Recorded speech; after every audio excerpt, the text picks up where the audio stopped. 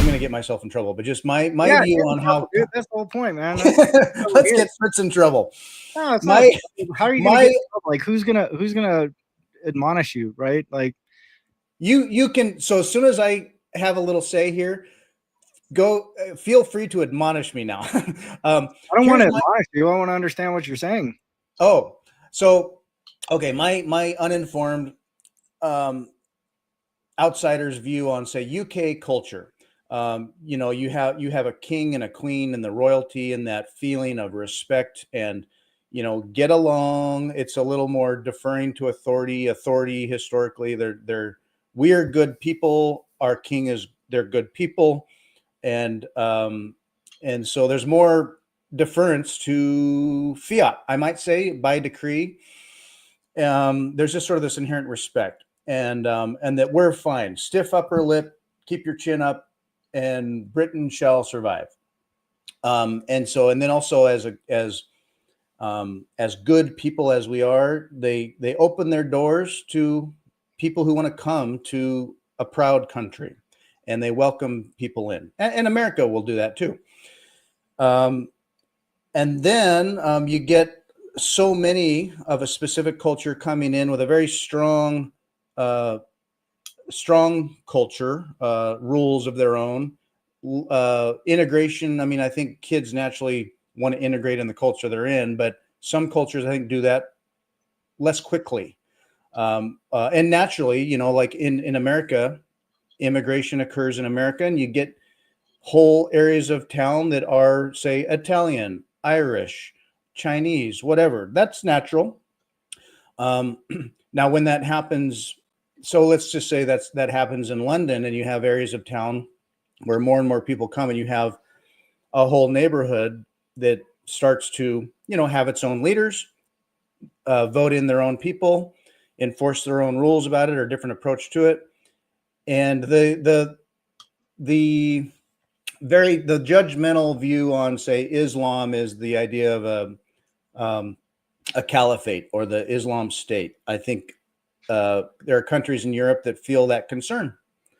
So is that how big of a risk is that? Is it like, well, yeah, they only have 10%, but it's a unified 10% that is growing, creeping, at this point cannot be stopped. You're cooked. Is that accurate?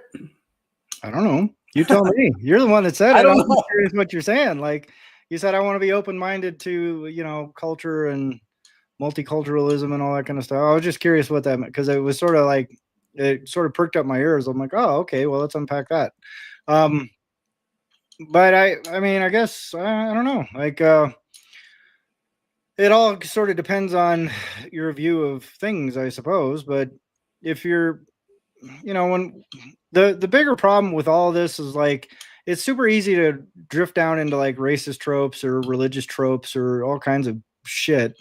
The core thing is, like, you want to preserve your quote unquote culture, just get rid of the fucking handouts, and then, like, all your waves of migrants and your waves of this and your waves of that just kind of evaporate, because the people that want to come to your country and be part of the country because they like your country are going to come there because they're seeking some sort of opportunity to build within your country. If you just have like this unlimited purse of like free shit, people just show up for the free shit, dude. So like it kind of, it, like, people are saying, oh, we're being invaded, we're being this, we're being that. And it's like, no, you're just like you're giving shit away. So like, right, what do you expect? Like, if I just said, hey, free microseeds for everybody, I'm going to get inundated with people. People don't know what a microseed is or care. They're just going to want free shit. They're just going to take stuff from you, So I don't know, man. But in terms of like being open to culture or whatever, it's like, there are, it depends on how you look at things. Like, if you have a culture of cannibals, you want to go, let's be open to cultural influence. Like, if people eat other people, that's probably not healthy, right? So let's not encourage culturalism, just for the sake of it. But I don't know, man. Like, England has been standing proud for over 1,000 years, So the idea that a bunch of like unwashed migrants from wherever the fuck can come in and illegally occupy your country, then there's a simple fix for it. Just throw them the fuck out. Like, it's not hard to figure out. But right. but then like you have to overcome like all the nonsense in order to do it. You want to just really fix the problem overnight, just get rid of all your fucking handouts, including native people handouts. And then a lot of these problems fix themselves, but that's politically unpalatable. So people just like allow themselves to be wrangled and roped into like these political discussions, but they don't really want a solution. So they just like being upset and pissed off, best I can tell. Yeah. And, younger folks, they, they might lead with their heart or their ideas for a fantasy world without knowing how, running things, a business or a country might really work, how economy works, that money just comes from wherever. And so it's easy and natural for, like, I can see it in youth wanting to be open and accepting and tolerant and just allow for it all, and it'll work itself out. And so, like, at my heart, like, I get it. That's not to say that, like, I imagine, like, so when I look at Portland, keep Portland weird, keep Albuquerque quirky. Those ideas of like, hey, we're tolerant, we're cool, people can do their thing. If that works for them, we're not going to judge people for lifestyles or whatever. But if they're, stealing from stores, are we still prosecuting the law?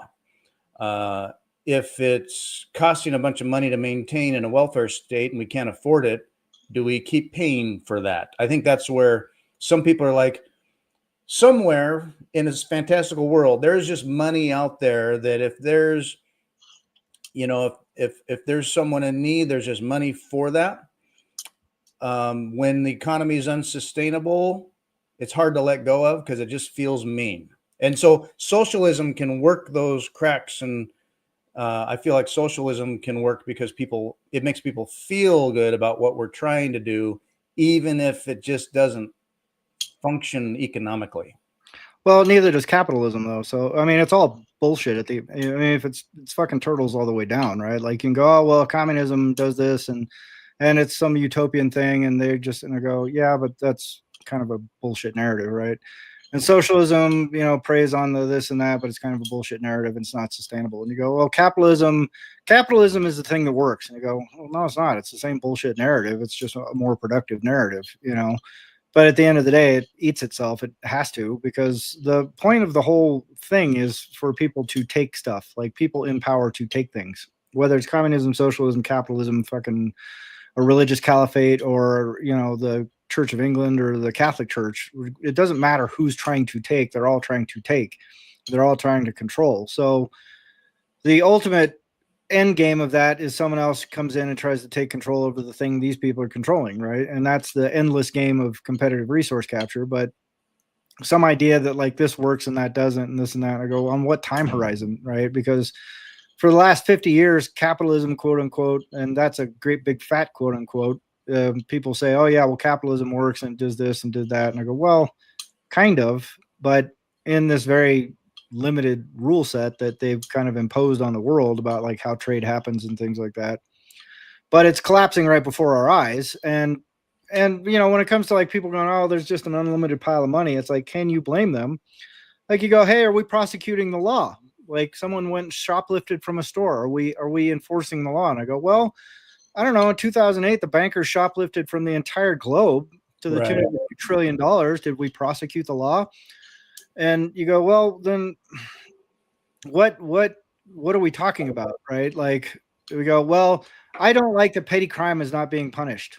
Okay, well, right now we've punished all kinds of things. Like, our prisons were overflowing for years and years and years because we're prosecuting people for made up drug offenses and throwing the book at them and calling them, like worse than terrorists because they were, selling pot to people in high school. But yet, they keep bailing out bankers. They keep bailing out industry. They keep bailing out. Like, there's unlimited pots of money for people in control. But as soon as like someone suggests, hey, there should be an unlimited pot of money for people that aren't in control, then all of a sudden it's a problem in the capitalist circles. Mhm. So let's see, what's Johnny say here? The left tries to guilt us into accepting all types of bad influences. If you've come here to assimilate and build, cool, but if you come to change us through coercion, fuck off. Yeah, fair enough. I would say they would not try and change anything if you weren't giving them a handout. Not you personally, obviously, Johnny, but like us in general. Like if you didn't get free healthcare, if you didn't sneak across the border and get, make a baby and then get citizenship, and if you didn't sneak across the border and get, free healthcare, free housing, free this, free that, like they do all throughout Europe, you get all kinds of neat perks just by showing up and sticking around for long enough. So you take that away, and then there's no, like who's going to come? You go, hey, it's a real pain in the ass to be here, and I don't speak the language. I'd rather have a pain in the ass where I came from, or at least I know everybody and I speak the language. And my very telling viewpoint on this is born a lot from what happened after the Berlin Wall fell. Like all the East Germans flooded into West Germany, and they went, wow, look at all the neat stuff. And then they said, oh, but where are the jobs for us? And they go, we don't want to hire you. Like they didn't have a very easy time of it. And so very shortly after, most of them just went back to East Germany, right? Because at least it's familiar. It's their neighborhood, So if you got all these migrants flooding across for work and whatnot, I go, well, fine. But, to say those people don't get exploited, I go, it would be short-sighted, Yeah.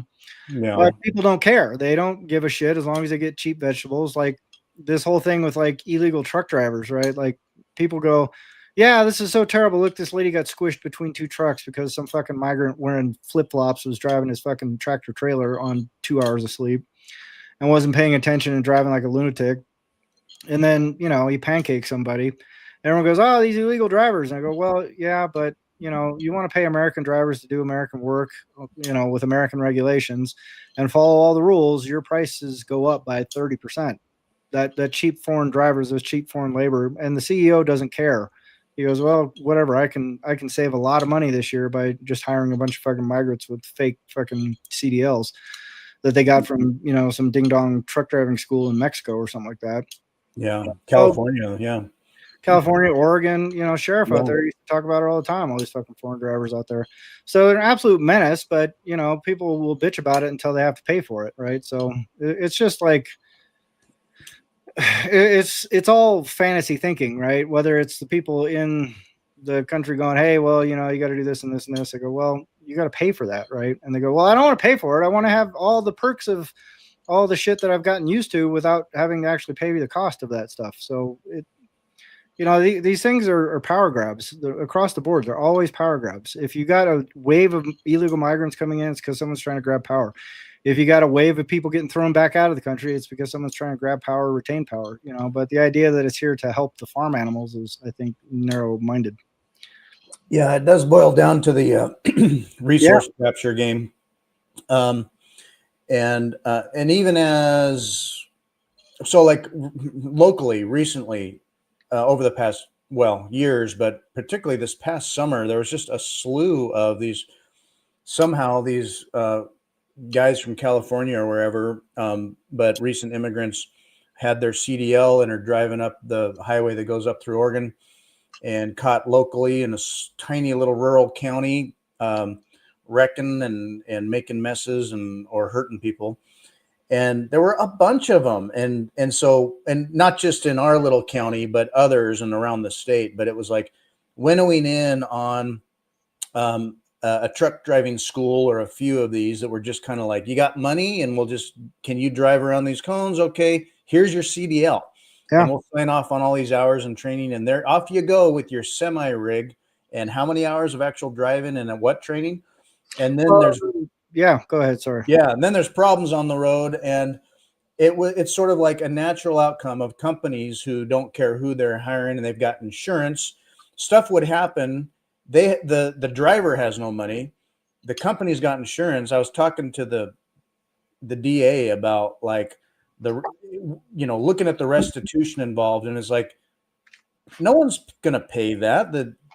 Is the victim going to get that? And it always boils down to like, well, insurance somewhere. And then it's that the economics of it is, do the economics add up to allow companies to keep practicing that way, and insurance companies that will cover them in that way.